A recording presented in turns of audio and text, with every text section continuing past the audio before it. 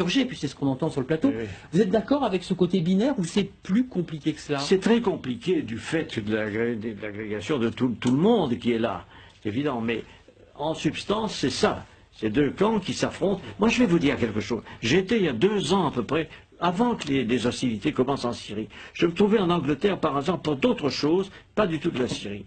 J'ai rencontré des responsables anglais, et quelques-uns qui sont mes amis m'ont avoué, en me sollicitant, qu'il se préparait quelque chose en Syrie. C'était en Angleterre et pas en Amérique.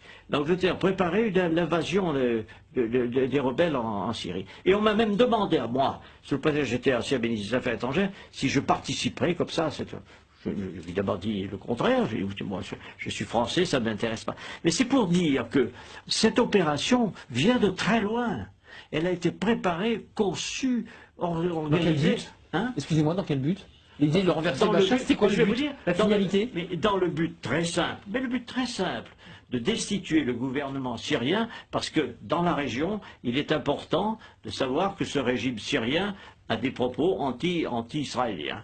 Et que par conséquent, tout ce qui bouge dans la région autour, moi j'ai la confidence du Premier ministre israélien qui remonte très longtemps, qui m'avait dit on essaiera de s'entendre avec le Premier ministre, avec les États autour. Et ceux qui ne s'entendront pas, on les abattra. C'est une politique, c'est une conception de l'histoire. Pourquoi pas, après tout? Mais il faut le savoir. Frédéric